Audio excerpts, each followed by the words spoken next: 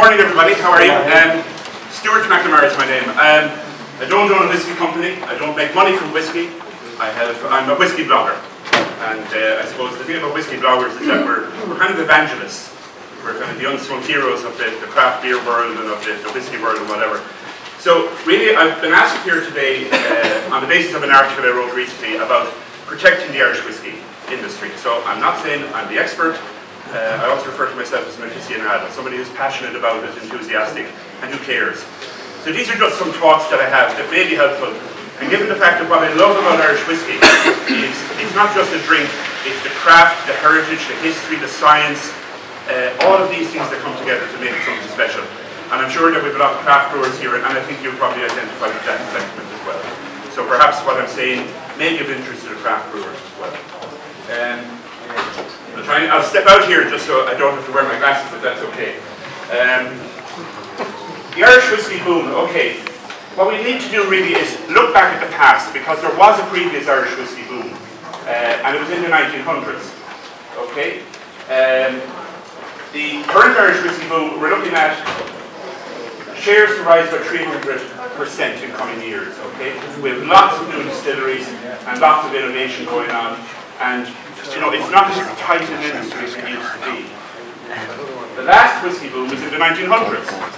Okay, Irish whiskey production in the early 1900s, believe it or not, grew by 400%. Okay, and at that stage, Irish whiskey was actually more popular than Scotch on the east coast of America. And then everybody knows that Prohibition happened, but what a lot of people don't realise is that the real victims of Prohibition were Irish and bourbon whiskey.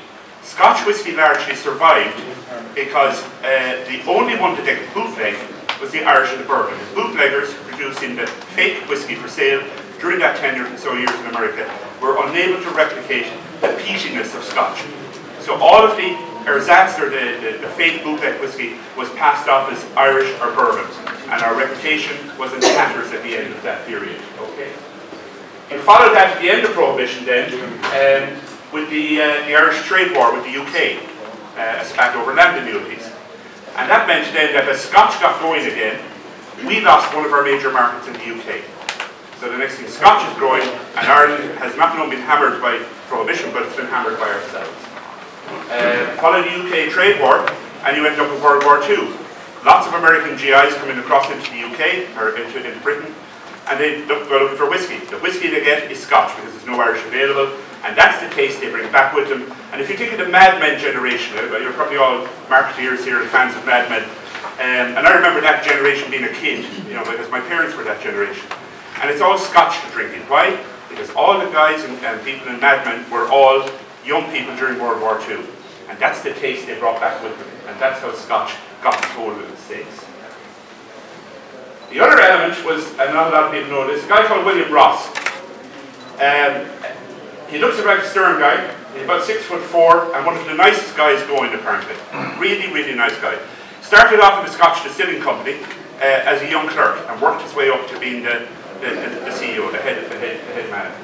And what he did was he started this kind of benign dictatorship within the Scotch whisky industry. As he got into power, he started buying up all the smaller distilleries, closing down the non-efficient ones. And what the other thing he did was he ended overproduction of Scotch whisky, which was flooding the market. At that stage, you had Scotch companies. They had so much production that they were actually buying their own stock to inflate, or buying their own stock to inflate their price of the stock exchange. He came in as a single-handed, benign dictator, and he basically galvanized the Scotch industry, got rid of all the deadwood, a lot of victims, but it's one of the key factors in how the Scotch whisky industry survived during the early 1900s and then on into the 40s. And you see there that he died in 1944, so he was from 1862 to 1944, so his heyday really were the early 1900s up to World War II, when he was kind of an elder lemon still dispensing advice. Okay. Another thing there, what is whiskey? A key thing in the Scotch whisky industry was that, as you know, the Scotch had used an Irish invention, the coffee still by N.A.'s Coffee, to start producing cheaper grain spirit, okay, which could be used to dilute the kind of the normal pot still of Ireland and Scotland into the blended whiskies which were developed at that time. And one of the things he managed to do was get grain spirit okay, the product of a column or coffee still, recognised as whiskey. Because up until then there was kind of a, is it whiskey or is it not? And you also saw the seeds of putting in the rules in on top of whiskey as it must be matured for 3 years. So this is the guy who really saved the Scotch whisky industry from where it is today. Irish distillers, okay, as the Irish whisky industry faded, Irish distillers largely copied the Ross model, whether intentionally or not, in the 1970s, okay?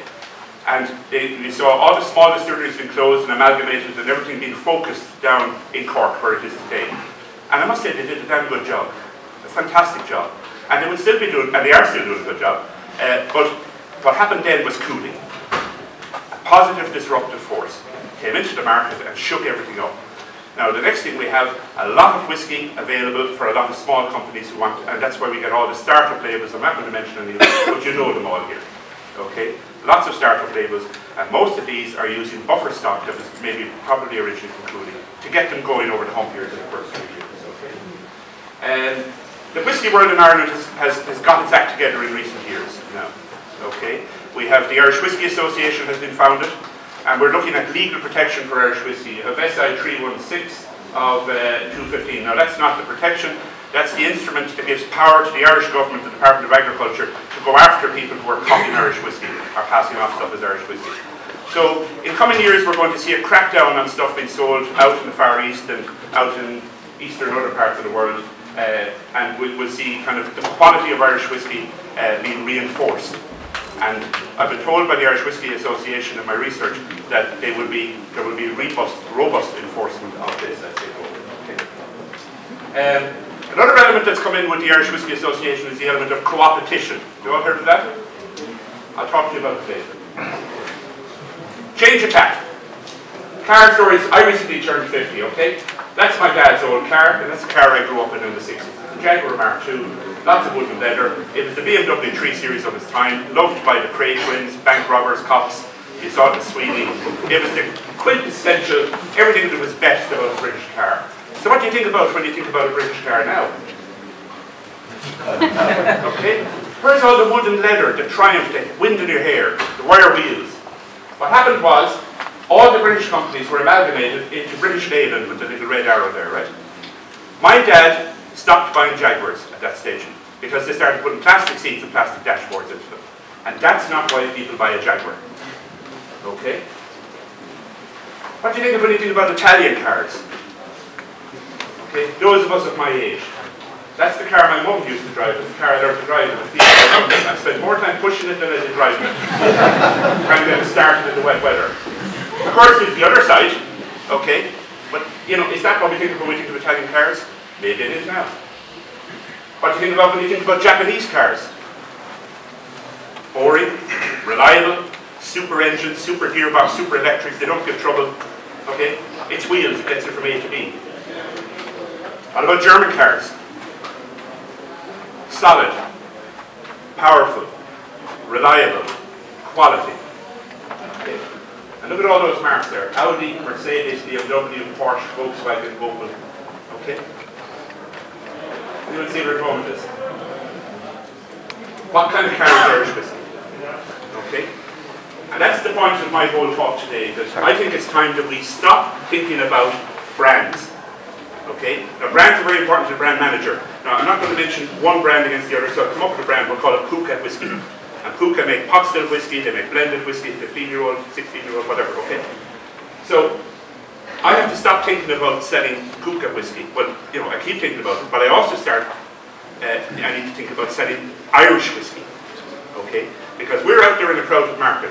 The Scotch are still the dominant force. We may be rising and they may be stalled a bit, but they are still the dominant force. And I'll tell you, West is coming down the tracks very fast because they were all over Ireland for the last 2 weeks. Japanese. And the Japanese are actually closer to what we do. They take what other people do, they reverse engineer it, they innovate it, and they do it better than anybody else.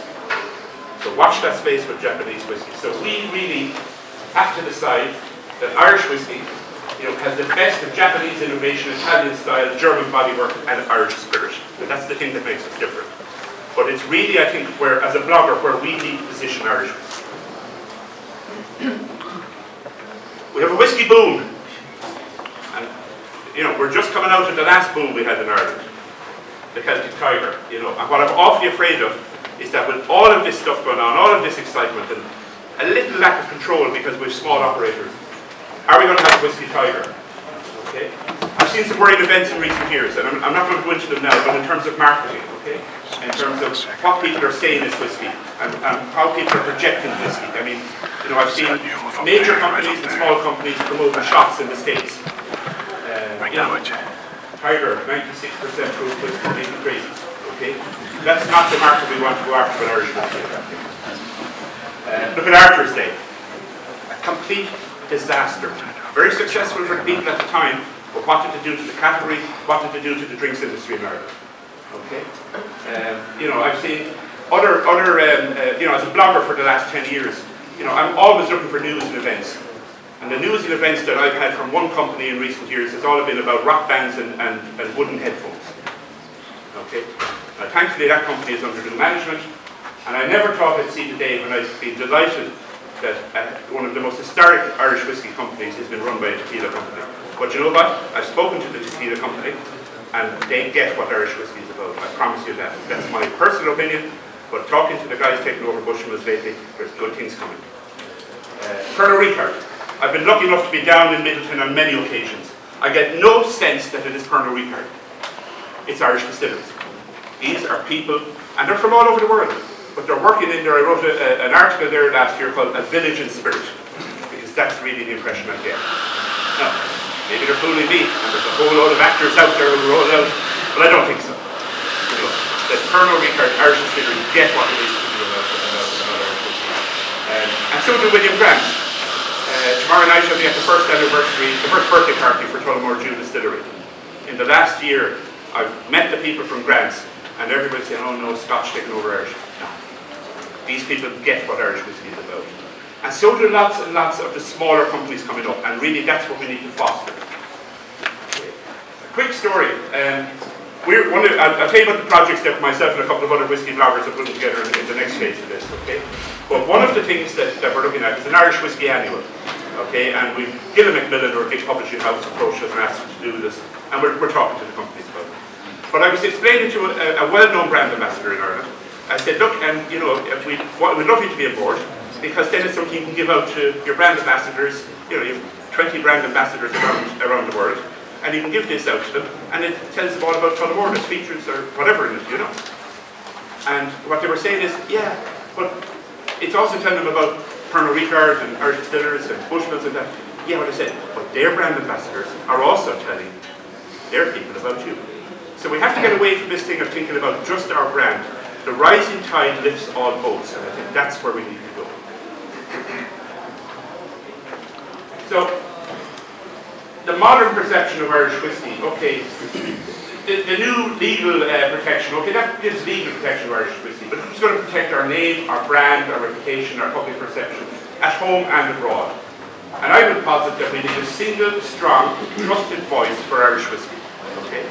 And I'm not talking about the Irish Whiskey Association, who are brilliant, but their job really is on the back end side of things, really. I would say that we need to move out with a different idea, okay? So what's required for a voice, a single voice for Irish whiskey? It needs a global reach, strong and trusted leadership, fair and equal representation. It needs to be dynamic and agile, innovative, imaginative. Okay, and it needs, you know, we need to be able to seize, identify and seize and exploit opportunities as they happen. Okay, we can't wait for board meetings that happen in 2 or 3 months. Okay, in other words, we need a leader of the new Irish whiskey consumer tribe, because that's what we're starting to build, is a consumer tribe of Irish whiskey drinkers. Okay, and what we're looking at is that there will be a parent website, international websites written by local bloggers in France and Germany and Russia and China. Okay, social media that goes with it. Okay, Irish whiskey books and Irish whiskey educational tools. So myself and a couple of other whiskey bloggers, we know this. About 2 years ago, the whiskey.com sold for $3.1 million, KY. And we wondered who owns irishwhiskey.com, and we found who owned it. And it was an American domain investor who had it since 1990 something. And it took us 2 years. So we went to all the whiskey companies and we said, guys, this is there. But nobody would take it because they also know we just do our brand. So we got together and we developed it. And it took us 2 years of hard work. And it took us a lot of money, which we did. But it's done. We got irishwhiskey.com. The site is up for the last year. It's run by a volunteer crew of bloggers. I'm the editor. Okay. All whiskies are equal on it. All member articles that we take are equal. Okay. And we have independent articles by our own staff and guest bloggers. Our aim is to make this the best damn Irish whiskey site in the world. We've secured international sites. You can see them all there. irishwhiskey.france, China, Japan, Russia, Latvia, gateway to Europe. We've secured all of those. Okay, because nobody else was going to do it, so we did. We launched our first French whiskey site there a few weeks ago. It's completely in French language. All the reviews are in French. We have a French whiskey blogger, Anne-Sophie Pichot, who is shortlisted to the top 10 whiskey bloggers in the US. Young lady, did her master's degree in Scotland, and we've converted her from Scottish to Irish. Okay. We have 3 levels of tourism sites that we're looking at. We have the Irish Whiskey Way, which will be the top 20 tourism venues in Ireland connected with whiskey. Entry is free, no charge. It's a blue guide for Irish whiskey. We have an Irish Whiskey Trail, which is, a Dublin Whiskey Trail, which is our smartphone app which we launched last week. It's in beta mode, and we're testing with the Irish Whiskey Museum, Searson's Pub, the Loop, and a couple of other pubs in Dublin, and we've invited in the distilleries as well. Again, the listings are free, and it's something that we're hoping to develop over the next 2 weeks. And then the last one there is Irish Whiskey Pub. Every Irish whiskey pub that specialises in Irish whiskey around the world.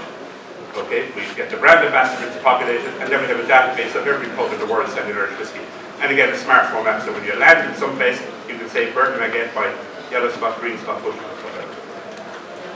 Hookah scale is an innovative scale we've developed to act as a handrail for people who are beginners to whiskey as to how they move from that entry-level whiskey on to the next level. Okay. And then we have some other ones like Irish Whiskey Day, the Scotch model rather than the Irish Day model. We're looking at an Irish Whiskey Glass, we're working with Galway Crystal on that. And we've even been invited to do the Edinburgh and Glasgow Whiskey Trail based on the initial review of our smartphone app. Last thought, before I go, I think that hopefully you've got the idea of what I'm saying about Irish whiskey. We need to think about Irish whiskey as well as your own individual brand. But also we've seen the growth of Irish vodka and Irish gin, really high quality products. Okay, so perhaps it's time we started thinking about an Irish distilled brand. Okay, as well. A lot of the new distilleries started making gin to actually buffer their cash flow, but it's become a success.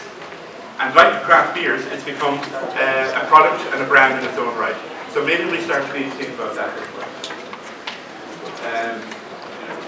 So that's it, really. I suppose the main point I have really is that we need to think together, and the responsibility I've suggested on the big companies to lead, okay, and support joint initiatives. And my team and irishwhiskey.com are always at your disposal. We're delighted to help in any way we can. Thank you very much.